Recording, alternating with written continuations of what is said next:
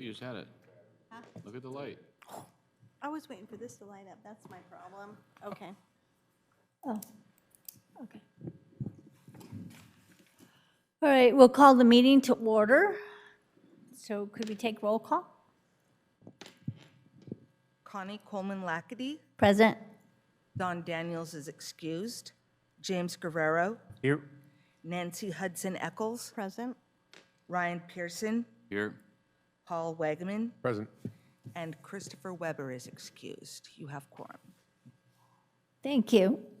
So we'll make an adjustment to the agenda and move from new business, election of 2020 chair and vice chair, to go before approval of minutes for October 16th.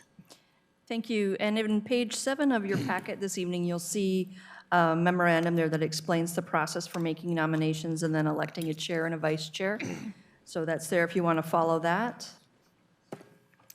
There are no changes in membership to your planning commission this year from last year, so you all know each other, and it's just a matter of nominations and taking action on a motion for the chair and the vice chair.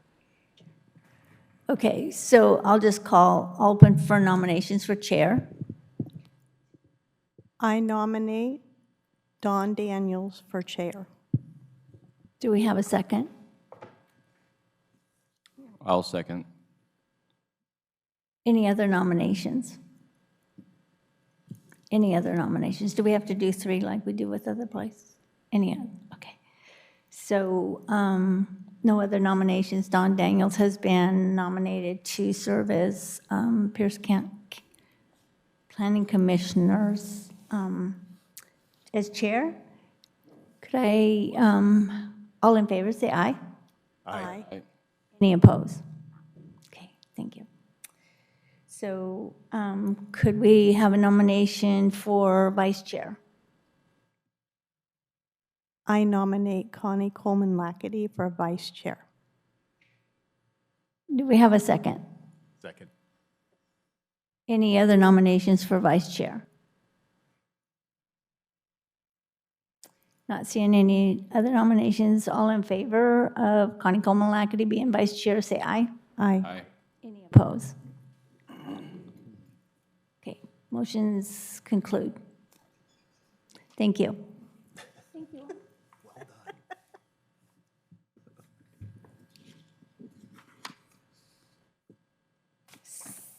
So, approval of minutes. Does this go down maybe? Oh, there we go. I know it's been a long time since we've been here, so, but, so October 16th minutes. Has everybody read them, had a chance to read them? Could I have a motion to accept the minutes as presented? So moved. Second? Second. Thanks, Paul. Any corrections, any discussion?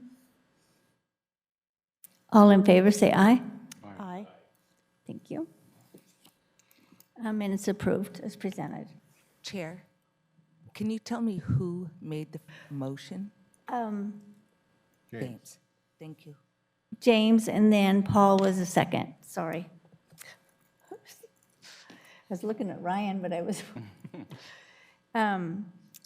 So do we have any agenda updates? No, Madam Chair. Okay. And public comments, I don't see any public. Mr. Spieth. I hope so. Any unfinished business? None. Okay. And no public hearings tonight. So we'll go to new business, review of the Planning Commission 2020 work plan. And in your packet tonight, Commissioners, you'll see, starting on page 8 and continuing to page 9, it's a review of what was done last year, and then on page 9, you'll see the work plan that's tentative, of course, but as it sits today for this year. As just mentioned, the Planning Commission makeup is the same, so all the same faces will be up there on the dais with you. On the top of page 9, you'll see the work, the start date and estimated completion date, beginning with the election, which happened this evening. And then later tonight, you'll hear the annual housing report from Mr. Buer. The starting of the discussion about the 2020 Comprehensive Plan Amendment recommendations will be at the next meeting.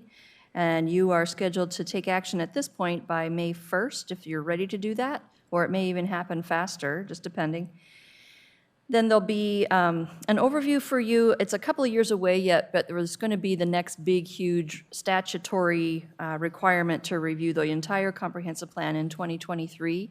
So we're just going to start to throw things at you piecemeal to kind of chew on over the next year or so. That'll happen relatively early this year. The Transportation Improvement Program will be coming forward to you mid-April, and Public Works staff will provide that to you for discussion. We'll do an annual development regulation package, as always happens, but this time will be a little bit different in that there will be cleanup from last year's huge 18A package that's now in effect and is getting reviewed just by use. The staff is finding little errors that need to be corrected and that sort of thing. So that will be coming to you along with the other regular regulation changes.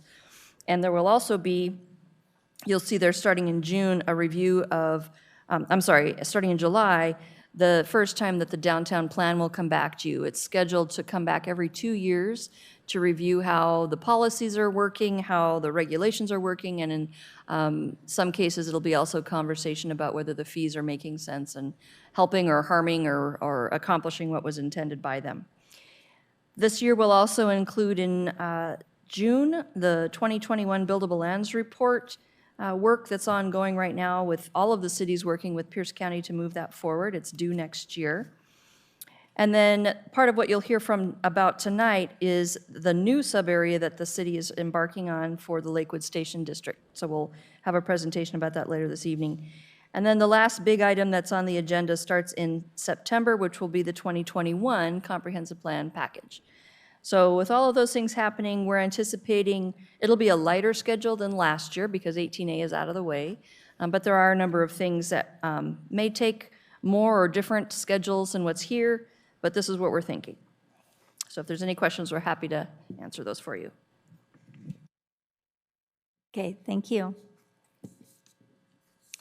So the 2019 Annual Housing Report?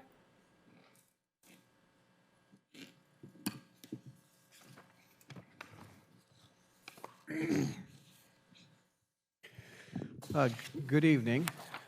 Each year, the department is required to submit to the Planning Commission and City Council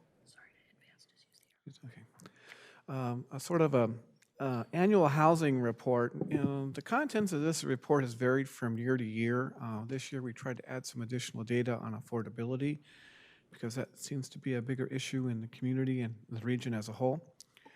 This came about as a result of a comprehensive plan policy that was adopted in 2000, in part because of the increased number of industrial lands in the Woodbrook neighborhood and what impact that was having upon the city. So that's its beginning, and I think over time this report will change as more information is developed and we get better at reporting information. Again, this is before the commission this evening on February the 5th and then moves forward to the city council thereafter.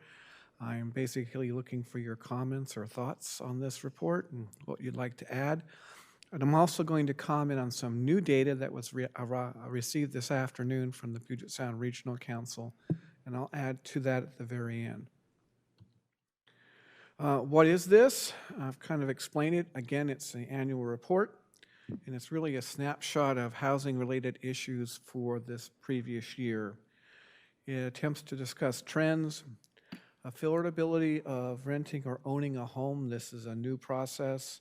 And I also wanted to talk to the Planning Commission about projected and future growth, because what the Growth Management Act says and what Pierce County Council has adopted in their ordinance versus what reality is are much different. And I'm going to explain why. Why is this important? We're hoping to use this information to develop any changes in housing policies, or as we go through the consolidated plan process, which is a part of our community development block grant. This report will be helpful in helping develop some policies for the council to review. What is in the report? We're going to talk about the growth targets, actual population and housing, a reality check on what our growth rate really is. Our housing and permitted construction for 2019, and I would like to just tell the commission straight up, we don't do very much housing in Lakewood. Most of our construction is commercial and industrial. Availability of lots, we started monitoring this a couple of years ago because you can't build single-family homes unless you have lots available.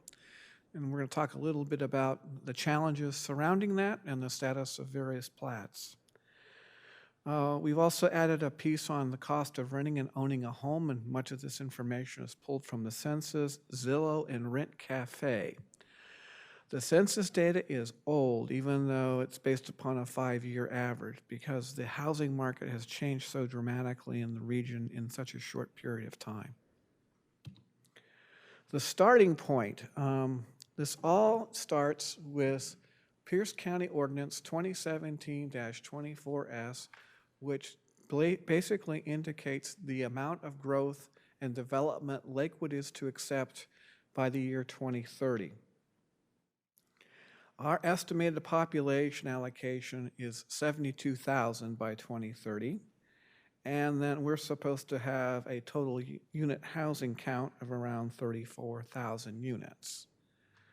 So what does that look like if I just assume a 1% growth rate with new population per year and new housing units based upon density?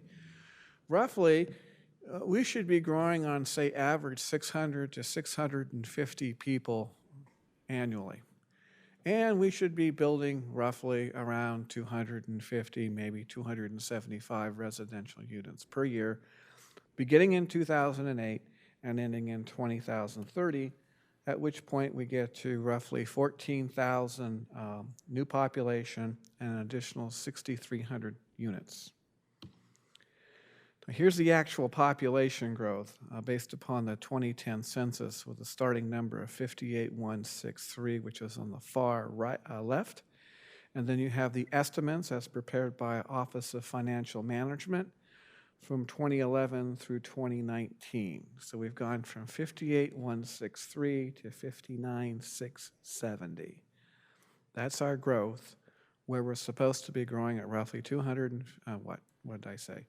Roughly 500, 600 people per year. We're not seeing it. And then the graph below is basically an outline of how the Growth Management Act works. It starts with the Growth Management Act, the multi-county planning policies, which is basically Puget Sound Regional Council.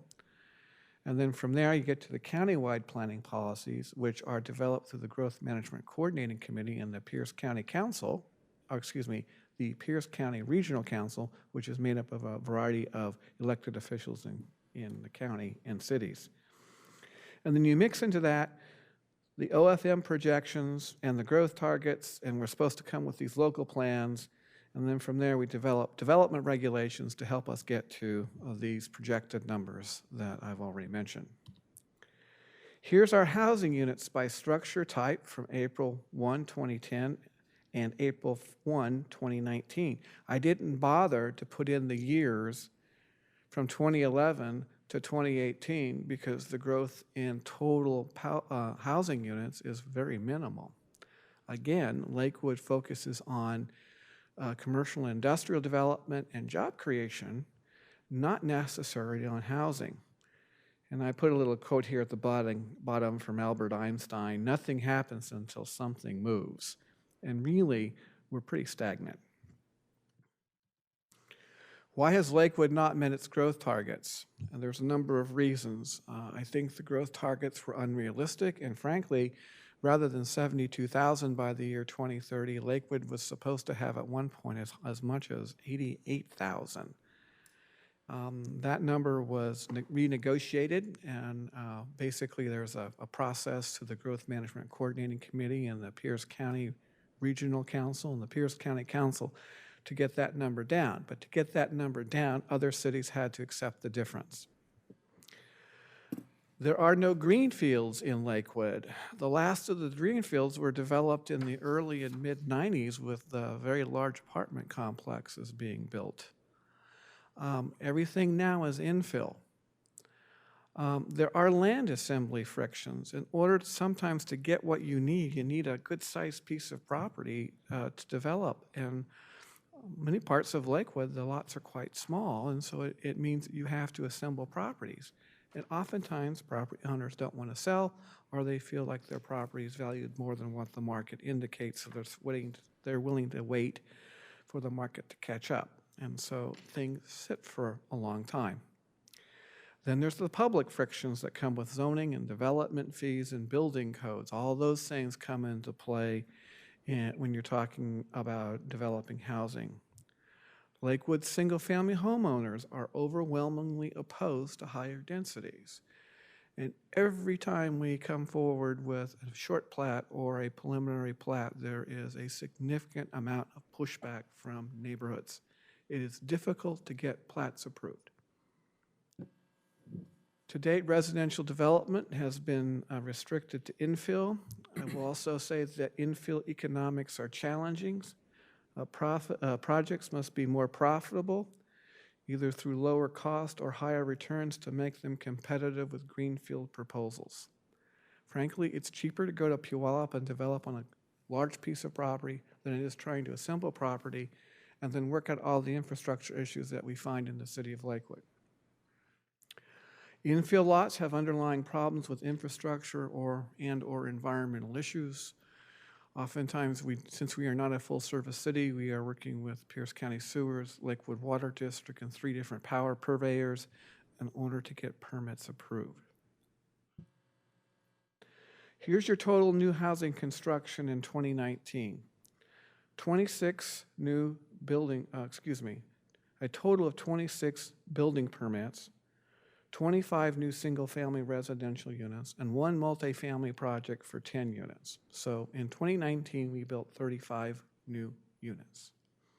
Last year, we built a little bit more as a result of a multifamily tax exemption project coming online. That's taken about 2 years to build, and that brought in roughly about 208 units. So in a good year, City of Lakewood will build maybe around 300 units.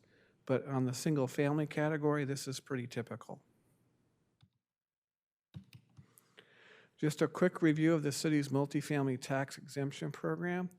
You can do the multifamily tax exemption where you're allowed to get a reduction in your property taxes for your structure for either 8 or 12 years. But it's specific to geographic areas, and you have to be within the boundaries of either one of these maps. So I just wanted to show you that's the geographic location of this. Multifamily tax exemptions have been very popular in the Puget Sound region and have resulted in roughly around 17,000 additional residential units being constructed. In Lakewood, well, this is the number of projects that we're working on currently, just 3. But Rainier Terrace, which is 11, Springbrook Apartments, which just came online in 2019 at 208, and 2 Ironman, which is a small apartment complex on Lake Grove and 59. These projects will complete in 2019-2020. Most of these are market rate. The only affordable units are the 2 Ironmen, which again are located in a mid-rise or small mid-rise in the downtown. Program has been in effect since 2006, 5 projects in total, 482 units. All 5 projects had difficult site constraints. 1 was a greenfield, the other 4 were infill, and units are almost entirely market rate. This shows you platting activity for 2019. In theory, we could have up to 142 lots available in 2019 if all the short plats that are pending and final plats that are pending were approved. But roughly, we are getting around 47, maybe 60 lots per year through infill based upon our past housing construction for single family. That seems to be about the average, and it's getting more and more difficult to short plat unless the city of Lakewood changes the minimum lot requirements. And when we move in that direction, again, we hear considerable pushback. Changing subjects, I want to talk about housing affordability. And again, this was based upon some information from the Census Bureau. And I was very quick to point out that this information is out of date. The owner-occupied housing unit rate was 44.4%. I believe it's closer to 41%. The median value during this period was roughly $250,000. That has substantially gone up, and we'll share with you those numbers. And then the median selected monthly owner cost with the mortgage is roughly $1,700. That has gone up. And the median gross rent in this period was $971. And this is a household income breakdown over a 5-year period. Median household income in Lakewood is $50,175, which is less than the Pierce County median income. And the chart to the right shows you the number of household units and where they fall into household income in Lakewood. You'll notice that you have close to 2,000 people in the less than $10,000 bracket alone. Poverty levels, I do need to mention this very quickly. Lakewood's population has a little over 17% of the population living below the poverty line. This number has gone up over the last 10 years. It used to be around 11. Roughly 28% of children live in poverty and 7% of seniors live in poverty.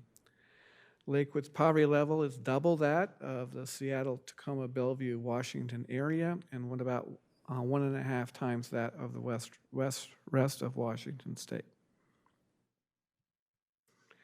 I wanted to briefly mention the cost of renting. Wellstone Apartments, which is the 208-unit apartment complex that was recently completed in Springbrook, these are the advertised rates for new construction. And then there are also some additional monthly fees. I included that. They also have to pay for internet service and the like. That number's not been included, and there's a special rate that the owner and the internet company work on that area. So that's to be determined, but it gives you an idea of what people are paying for new construction. This is based upon some information from Zillow. Right now, the median home value in Lakewood is roughly around $350,000. Home values have gone up by over 7% in the past year, and they're expected to rise by 5% or more this year. Median rent price is $1,600, which is below the median rent price in the Seattle Bellevue area at $2,300, and that explains why people are looking at Lakewood to move to, because we are still affordable within the greater Puget Sound region. But as these numbers go up, we will become less and less so. And then this is a Zillow chart which shows the market overview for single-family rentals, and they're indicating that as of December 2019, they're looking at roughly $1,840 per month, which pretty much is in line with what Wellstone was suggesting. Lakewood rent ranges. What's popular is the $1,000 to $1,500 rate. And then average monthly rate is $1,200, year-to-year change. Average apartment size, 800 square feet, which is, again, very similar to what Wellstone is building. Then we went ahead and looked at how Lakewood's rents for single-family homes compares with, single-family homes compares with other cities. We're at 1207. We've seen a year-to-year change of 6%. The highest is Puyallup at 7%. And if I look at the chart, the highest rent is found in Puyallup and Gig Harbor. And not shown on the chart is DuPont. And DuPont's rent is the highest at around $1,800 a month. Then you can use some of the data in the Rent Cafe and look at an affordability calculator. And what I've done here is just looked at someone's monthly gross income, which is the first number, the upper number in the left-hand corner, on the left-hand side of the table, and then right below that's the annual salary. The first number is in red because that indicates a person that's living below a poverty line. And then I chose 45,000. The next one is 50,172, which is Lakewood's median income. And the fourth one is the Pierce County median income at 59,711. And then a person making $70,000 is at the very bottom. And then this is very conservative. I put in monthly debts, which at $100, just to be standard across the way, but I know for a fact that people pay much more than that for car payments alone. Monthly savings, utilities, which is probably a good number, and then the rent you can afford, which is 30% of the gross income, which is what HUD uses, and the number of Lakewood rentals that are available as of January 22. This is an extremely tight market. It basically shows you that if you are a person that is living in poverty, there are no units that you can afford. And then as you go down the list, it goes from 10, 16, and 22 for those different categories. Lakewood probably has a rental rate or occupancy rate, I'm not saying this right, 3% vacancy rate in apartment complexes right now. It used to be 10 to 12%, and that's why rents were more affordable then than they are now. Some trends that I thought I would speak with the commission about and have some discussion if that's what you'd like. You're going to see home prices will continue to rise. Apartment vacancy rates will remain at or below 3%. Apartment rents are going to increase. Rents are comparatively high throughout Pierce County, but significantly less than King County.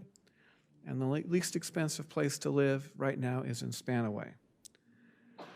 New single-family construction will remain limited, and the downtown sub-area plan provides an efficient means to increase housing supply through densification and economies of scale, but we have yet to see anyone move forward with development. Some other issues. Housing cost burden is rising.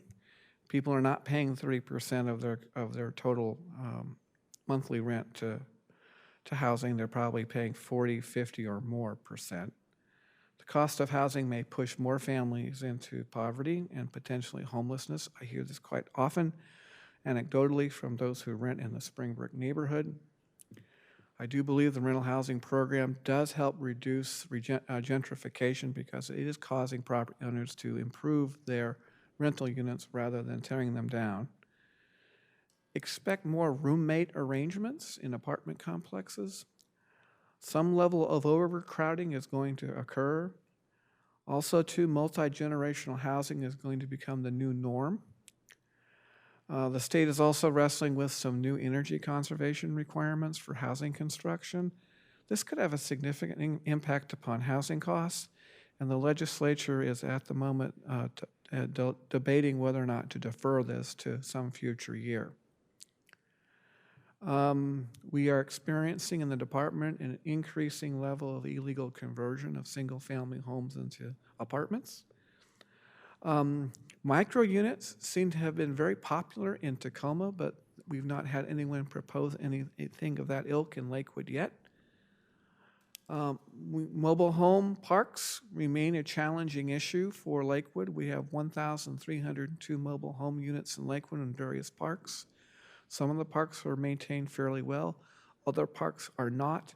Some parks have problems with issues with septic tank failures, property maintenance issues, and dilapidated mobile homes. We have seen some improvement through some of the efforts of CSRT and community development to improve some of the living conditions, but this has been a tough subject. And here is a graphic that kind of shares what's going on. You've got the big alligator with one jaw up, which are rents, and income on the bottom, which is flat, and then many people are caught in the middle getting chomped by both of these things. This is going to probably continue. unless the economy changes or there's an ability to build a lot more units much more quickly, which frankly is not going to happen. I will also tell you that construction costs are rising as well. Oops. And then an opportunity for the Planning Commission to have questions or any thoughts on adding to this, or has something been missed that you would like to see? James? So it seems to me like Lakewood's done a good job of kind of addressing the growth management requirement to provide ability to build housing, for example, the sub-area plan and things like that. Are there any ramifications to the city if the development just doesn't come here? I don't think, that's an ongoing issue. I don't believe the answer is yes. If you've made a good effort to try to comply with the Growth Management Act, I think we're fine. I do think at some point in time, the residential estate designations that we have are or could be an issue. So that could come back as an appeal to the Growth Hearings Board at some point, because we continue to maintain 1 acre and 15 and 20,000 square foot lots. Another issue in the legislature right now is to require in all residential zones, single-family, duplexes, triplexes, and a variety of different housing types. That could have an impact upon the residential estate zones in the future if that legislation passes. And you still have to take a look at density, but you could have on a large residential lot those kinds of housing types in the future. So Lakewood has an ordinance that allows ADUs. Yes. But it's contingent on the owner living in, I think, one of the properties. Yes. I'm curious if there's any thought to remove that qualification. We are actually bringing that issue back to the Planning Commission as a part of some of the updates to 18A that we've been talking about. One of the issues is actually changing the size. It has some limitations right now, but allowing up to 1,000 square feet for a detached ADU. And then I believe it's going to be, we're proposing 600 square feet for an attached ADU. But right now, that will be a point of discussion is whether or not to require the homeowner to live in one of the units for a certain period of time. The state has suggested no, and I have some concerns about additional rental units in the city of Lakewood not being properly managed. The other issue, and this is where I have some very strong objections, is the state wants the cities to reduce all the parking requirements for ADUs. Wants them to produce parking requirements? Or reduce parking requirements? Reduce No. or not require parking. Gotcha. So that means you're going to end up with cars parked in the street, and we do not have curbs, gutters, and sidewalks. And my argument has been if you have the infrastructure, then that's fine. But if you don't, I'm not, as a staff person, thinking it's a good idea to end up like some of the residential streets in Seattle where, or Berkeley, for example, where you come home at night and you can't find a place to park. So I saw micro apartments were listed in here. Are they allowed in Lakewood? They can be allowed in Lakewood, yes. And would it be specifically in like the multifamily zones? Yes. Any other questions? But- Paul? You know, we went through this time of this central business district and the, you know, having residential above that. How do we push that? I mean, that's really because we're talking about infill, it just takes forever. I mean, over where I live, they just have the little small farm that they're just subdivided, or it's in the work. They're putting the streets in here soon. You know, how many units are they getting in there? In that particular area that you're talking about? Yeah, I saw in Washington and Vernon there. I don't remember. I'm sorry, Paul. Yeah, it's kind of an L Street there, so. Generally, so I would say it's going to be, from I know the size of that parcel, maybe 10 lots. Yeah, Yeah. one of the discussions there's been kind of going on the side with council members is changing the zoning in certain parts adjacent to Lake Steilacoom from R3 to R4. And so that has a dramatic change in densifying existing properties on the west side of Lake Steilacoom. I don't know where that's going.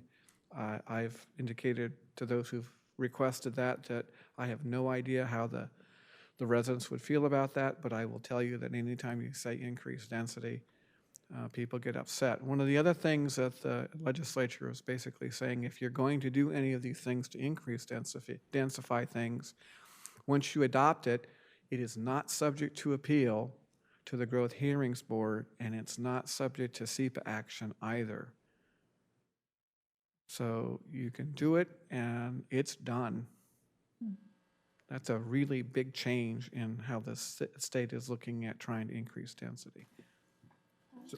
So you talked about legislature, we're talking the state legislature. Yes. Putting rules in place to force us to do Yes. rezoning? Yes. And this gets back to the struggle between the city and the cities, the counties, and the state, and the whole issue of preemption. And that continues to be a hot topic in Olympia. I guess with my school board hat on, I get frustrated with the state telling us how we educate children, but now they're going to tell us a few other things.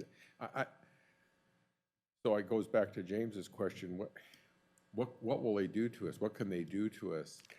I think if you show the good faith effort in attempting to apply with the Growth Management Act and providing for zoning that shows the capacity that, yes, you can build this stuff, but it doesn't mean that it's going to get built. And we really haven't seen that in 20 years. But the market is changing. Well, I guess the one that I would bring up is, you know, you had the one area where you get some kind of tax relief over by the train station. To me, that's when we did the charrette thing and all that to me is where we should have some kind of apartment complexes or condominiums or something. Well, right now, the way in which your comprehensive plan is written, and with the first sub-area plan that you've approved, you have chosen to place your highest density in the downtown. And in so doing, you have preserved residential neighborhoods. Okay, we are moving forward, and Tiffany's going to talk about this a little bit more this evening, about a second sub-area plan. Would look at over at the train station about maybe doing something similar. So we are talking about densifying, but only certain select parts of the city. Even so, if we do all those things, the state may come back and say, well, if it's a residential zone, you're still required to do duplexes, triplexes, townhouses, and a variety of other structure types. Nancy? When you talk about the higher density, you're putting rentals. Is that what's in the back of your mind, or are we building condominiums for homeowners? It can be either rentals, or it can be townhouses, or it can be condominiums. But in the past, and Tiffany can go into more detail about this than me, it's been very difficult to build condominiums in Washington State because of the underlying condominium law. And the only condominiums that have been built have been in downtown parts of Seattle and basically Bellevue. There were some recent changes in the last legislative session to make it easier to build condominiums. We have yet to see the results of any of that from the market. And I don't know if Tiffany wants to add to that or not. I would just say that we'll probably see additional construction now coming forward of that type of unit. And I guess looking at what information that Mr. Buer has just provided to you, we're talking on the one hand, 17% of Lakewood, for instance, is in poverty, and it's going to get worse because housing and living costs are exceeding the increase in pay, right? And so you've got this issue of existing homelessness and continued pressure on people trying to be able to continue to live wherever they live.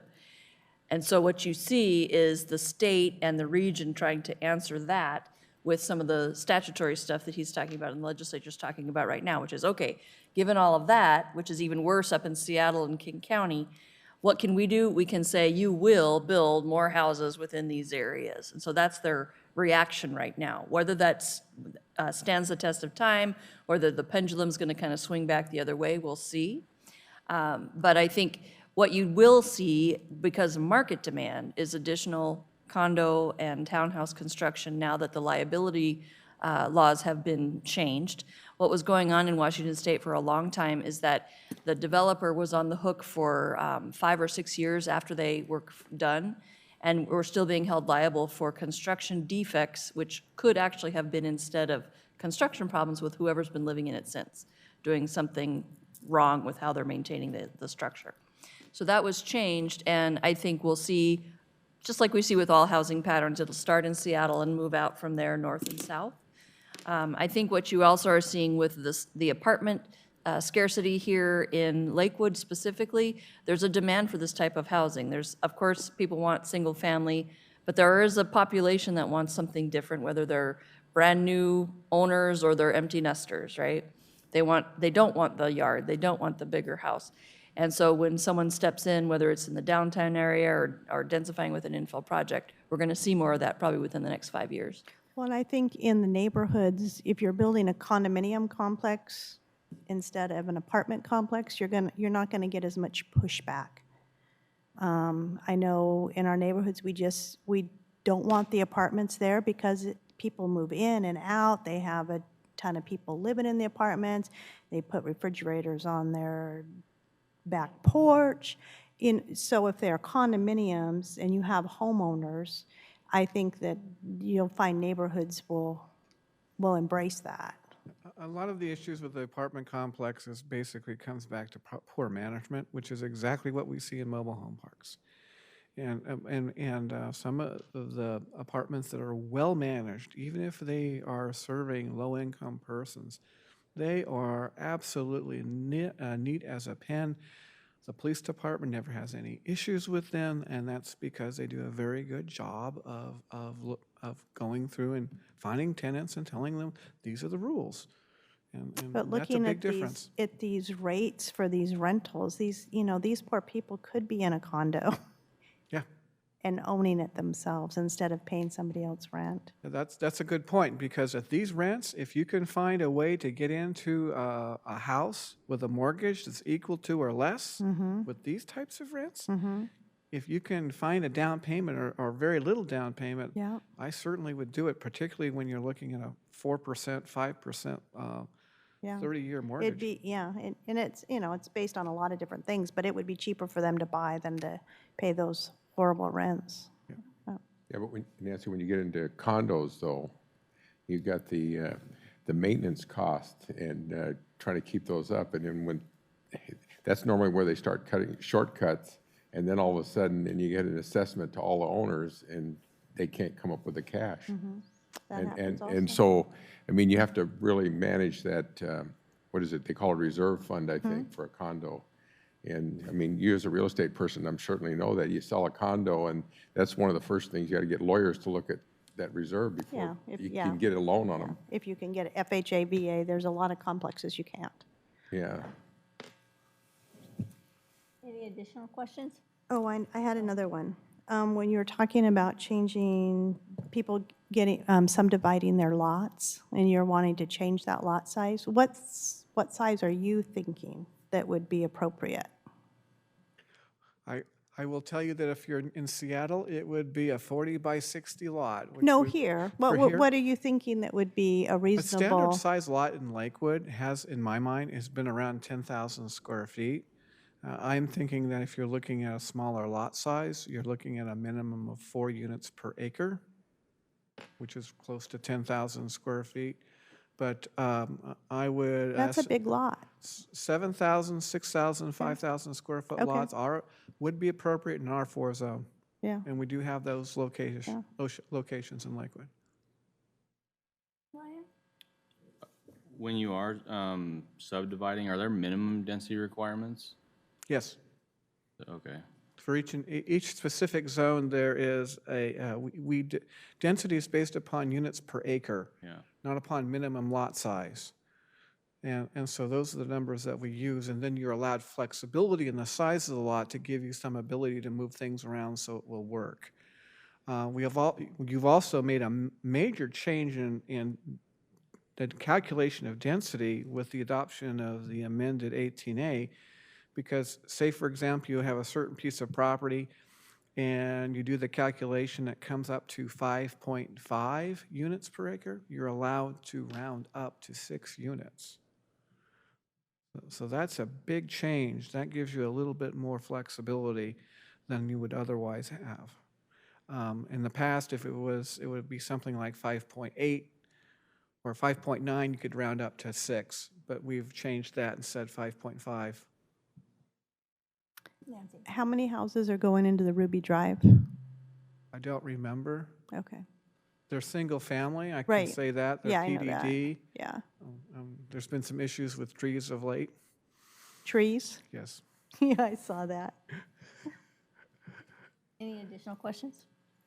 Just in general, so how does Lakewood's, you know, those stats in your first few slides, compare with like Puyallup and, not so much Tacoma, but some of the more kind of similar areas, I guess?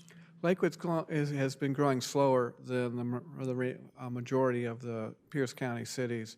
Some of the Pierce County cities are actually growing faster than they're supposed to. And so there's been some discussion that they need to slow down, and that's kind of silly. Some cities have taken on more density, Tacoma in particular, and Lakewood has chosen to stay in this lower range at this point in time. I think that's going to get more difficult to do. As I recall, Puget Sound Regional Council suggested that Lakewood's set population over, well, by what, 2050 would be something like over 90,000 people. And I just don't see us getting to that.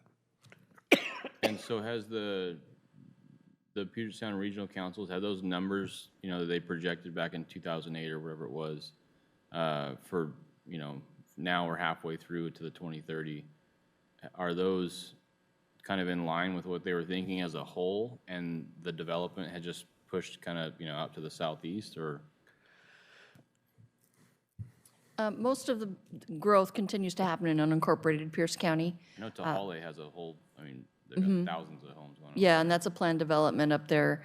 But you will find significantly more growth having happened outside of all of the cities, continues to happen. It is starting to pick up now in Tacoma, and I think Tahale is starting to fill in. Those numbers will be updated here next year, probably. We've got the new Vision 2050, which we talked about last fall, going to be adopted probably in May of this year by the Puget Sound Regional Council, and then within the next year, there'll be a new total projected growth for the county overall, and then that whole process of negotiating how much growth each city is going to plan for will happen. So by next year, you're going to have a new ordinance with a new population projection for each of the jurisdictions. Another thing that's sort of in the back of the mind of some people is the impact of climate change. On climate change, the issues are going to impact the southeast first, and it will move further and further towards the Pacific Northwest. But the Pacific Northwest would be the last area that would be dramatically affected. As a result of that, some people may choose to move in this direction, and that could change migration rates. So we'll see. So, Mr. Buer, so when you're talking about population and growth, it doesn't include JBLM or anything, No, right? it does not include JBLM. Any additional questions? Thank you so much. Introduction to Lakewood Station District sub-area.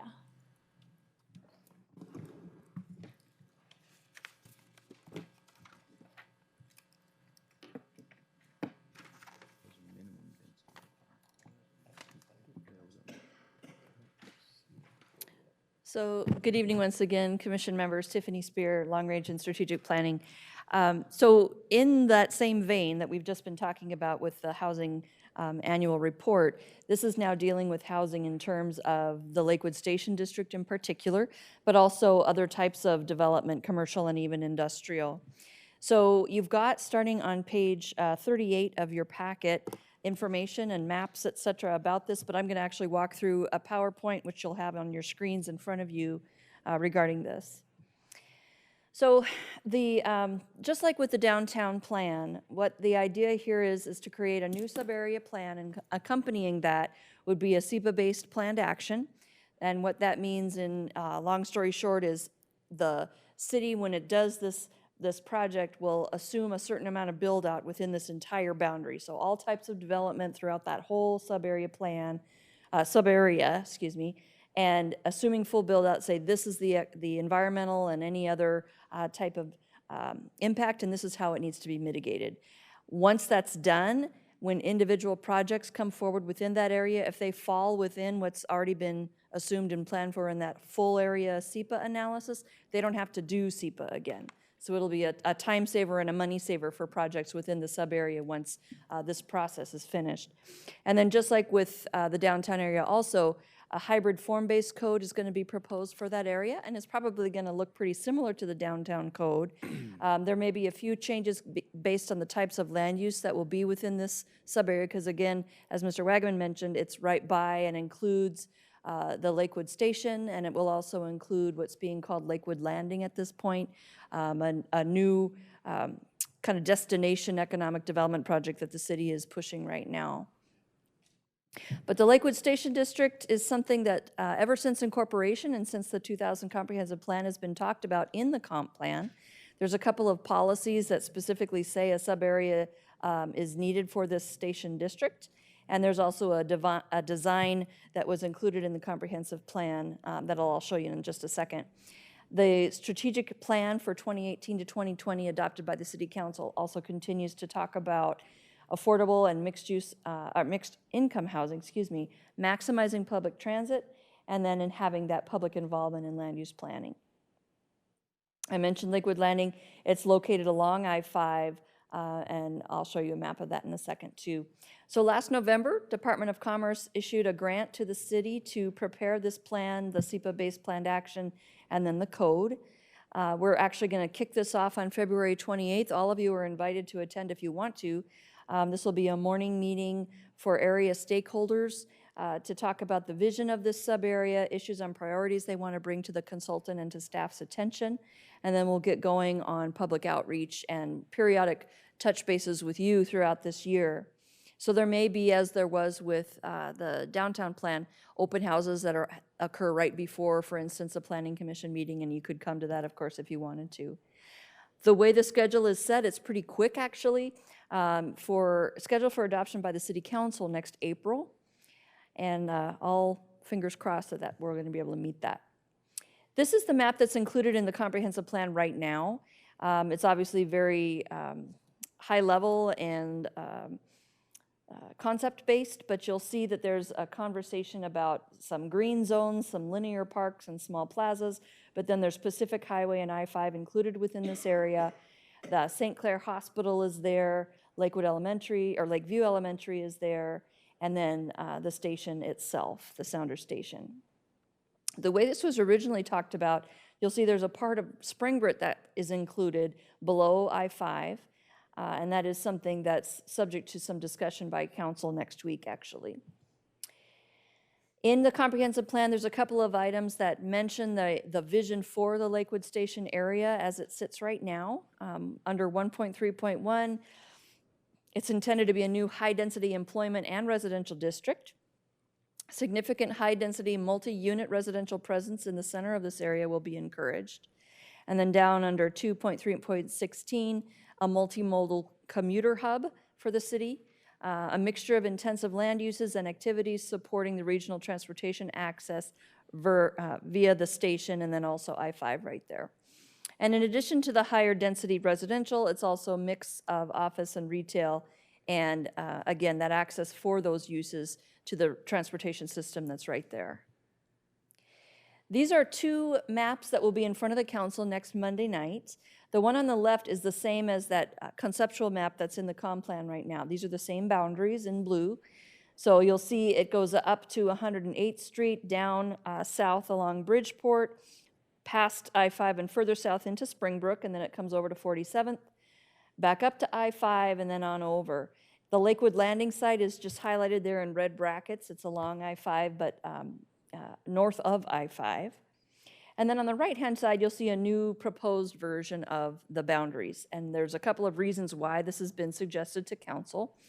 It still includes Lakewood Landing, but it includes that arm up to the right, in this case, looking at your screen, up toward the 512 interchange. A couple of reasons for that. First of all, it incorporates the park and ride right there, and again, the transportation opportunities and multimodal transit choices there. It also has taken Springbrook out of the mix, and the idea there is A, just to keep it above I-5 as a more unified area. B, Springbrook, if you remember, is subject to some floodplain analysis that's ongoing right now by the city, and that work is going to be coming forward as part of the comprehensive plan amendment cycle, and the city council will be deciding what it may want to do with the zoning down in Springbrook based on the results of floodplain analysis. So between the two, on the left, which is the current boundaries, it's about 300 acres, which is pretty much the same size as the downtown subarea. And then the other one on the right is a little bit bigger, about 320 acres, but still about the same size as the downtown. So talking a little bit more about Lakewood Landing, this is a closer up view of the property as it sits right now. It's occupied by WashDOT with a maintenance facility that's out of date and too small and really not in an advantageous location for WashDOT. So as of last October, October 18, excuse me, they've signed an agreement to start marketing that property and also to prepare it to sell either as a standalone piece for redevelopment or in aggregate with other properties around it. And the city is working right now with its own real estate and attorneys, real estate experts, to help start to reach out to area developers, regional developers, even out-of-state ones, to come in and take a look at this, about 30 acres in total, to start to visualize mixed use, mid to high-rise residential, some sort of commercial and or maybe even some industrial use of this property. It's a prime location next to a lot of different ways to move either product or people. So the city is seeing this as kind of the next big economic development center for the city once somebody starts to bite.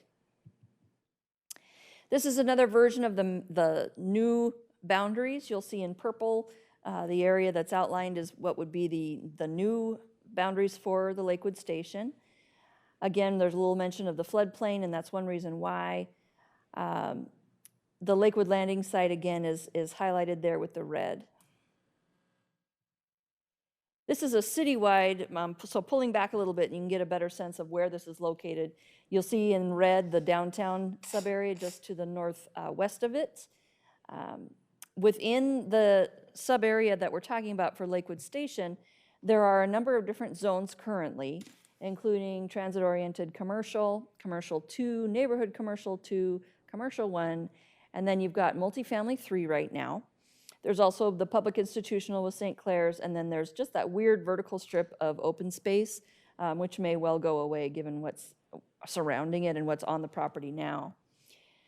But looking at this, there's opportunity here for densification, both for jobs and for housing. And with the discussion that you just had with that annual housing report, you can see how this is a prime area for some densification within the city. And then just to the west, further west, where you see Barlow Pond, and maybe even a little bit to the north, all of those areas other than the bright pink are various densities of residential. And so if the council were to want to do it, there's a possibility of expanding those boundaries a little bit further and incorporating more of the residential areas and to talk about future densification. So tying back in again to some of the discussion had tonight about housing planned for growth versus actual. This is looking at, on the bottom left, information out of the 2014, the most recent Buildable Lands Report. And it shows you down the left-hand side all the various zones within the city of Lakewood. And then the third column over talks about the assumed density within the zone. So if you jump down to single family, which is R3 and R4 zones, to the MR1 and 2 zones, MF1, MF2, and 3. They're kind of in the middle of that blue chart. And you jump over to the assumed density column, you'll see this is what's on paper, how many units per acre you could see. Then if you jump over to the column, or the table on the right, that lighter green, that is what we have as of last year of actual density in the second to column from the right, and then the percentage of maximum density that you see there. So all of those zones, the lowest use of the maximum capacity is down in the MF2 and MF3 zones, meaning only a third of the actual density available is being developed right now, or has been developed historically for Lakewood area zoned that way. And then you get up to 68 and 69% of the maximum density built out in R3 and R4. So even if the areas of the city that are zoned all those zones didn't get rezoned, if they were just left alone, but the encouragement, the incentivization, and market pressures happened, you could see significant densification in the city of Lakewood over time if these were built out to their actual plan for capacities. So it may just be a matter of looking at development regulations, analyzing and anticipating what the market may want to do in the near future. And you could see some big changes within, for instance, those zones of the Lakewood Station District, and you wouldn't even have to talk about rezoning. If you did upzone, then of course there's that many more unit capacities within these areas. So this is just an idea of that, of expanding the boundaries over into the area to the left of what's currently proposed. Whether the council sees that as beneficial or not, I'm not sure. We'll talk about it with them next Monday night and get their feedback. But whether or not that expansion happens, one of the other things about this Lakewood Station District that makes it a more likely area to upzone and to see infill over time is that there are fewer environmental constraints and infrastructure constraints on that side of the city than there are over on the west. So for instance, talking about residential estate and where those larger lots were originally built, even if you were to say there are no lakes over there, there's no wetlands over there, there's no significant tree stands over there, there are still the existing patterns of roads and infrastructure. And those roads are too narrow for a lot of densification without also significant improvements to the roads. And the water, the sewer, the power may not be adequate to support higher density without, again, additional investment significantly on that side of the city. So we'll see over time whether that comes to pass. This stuff over toward the east, it's newer development. It's already on more of a grid system with the roads and the ability for a developer to come in and make those additional infrastructure improvements and road improvements are going to be easier on this side of the city than on the left, or the west. Tiffany, Yeah. on that little blue triangle and that piece you're adding there, that's our school, right? Okay. And what do you see, you need that to go away, or do you need? No, this is just an idea of drawing the line vertically from north to south on, I think it's called 55th, at least for part of the length of it, rather than where it is now at Bridgeport. It's not suggesting at this point any change in use there on that parcel. And again, we'll see what the council does with it. They may think this is a bad idea. We'll see on Monday. So the idea again here with this densification conversation is talking about missing middle housing, the condos, the townhomes, the mid-rise multifamily that may actually see over time, there's already demand, but increased demand. And as the rates of rents continue to rise as well as homeowner prices, this may become more attractive for the developers to come in and say, hey, I think I can make this work. It's going to pencil now. The other parts to this whole project include the SEPA planned action, as I mentioned before, as well as the hybrid form-based code. And just very briefly, bullet points here talking about saving cost and time with the SEPA analysis being handled ahead of time. The form-based code, if you recall, where we talked about how each road, whatever a parcel was placed on, what road it was next to kind of determined the type of building that was going to be allowed and what it was going to look like. That's the same idea we're going to see for this Lakewood Station District. So you may have along Pacific Highway, for instance, a certain type of building design, setback, parking requirements. But other than that, the use inside is going to be much looser than a traditional code that says this is MF3 and you're going to have this type of use here. This is C1, you're going to have this type of use there. And what that does is free up both staff and the developer side to come up with what they feel the market's going to respond to best, what's going to be most financially beneficial to everybody involved. So we'll see if that allows the market again to open up in this area. And that's where we sit. So as I mentioned, February 28th is going to be the start of the formal process.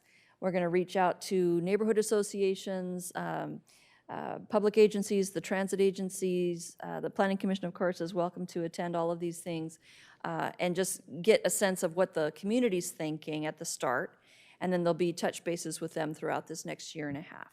Will you be sending that schedule to us, or? Yes, yes. Any Yes, sir. questions? Mr. Yeah. Brightman? The, do they have numbers about how many people makes that area work? I mean, you've got a train station there, and it can move some quantity of people on a regular basis, so then what's the optimum population that would work in there? I think that's going to be part of the analysis, actually, our consultants will do. They did some analysis in the downtown area that expanded outside of the actual boundaries that'll still be applicable to the Lakewood Station area as well, some economic analysis.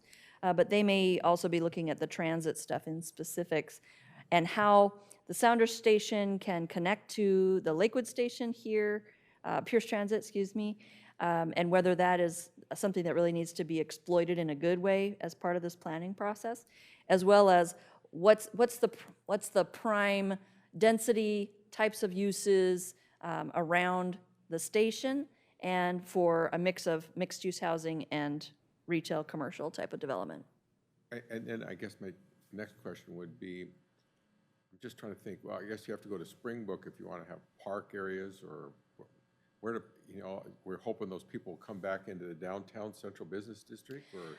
No, the idea will actually be to incorporate some type of linear and/or, area park within that area. It may not look exactly like Stillicum. It may not, or Stillicum Park. It may not look like Wright Park in downtown Tacoma. But the thought is, there will be open spaces incorporated. You may also see new standards that require a certain level of private open space in each of the new projects that come forward in this area.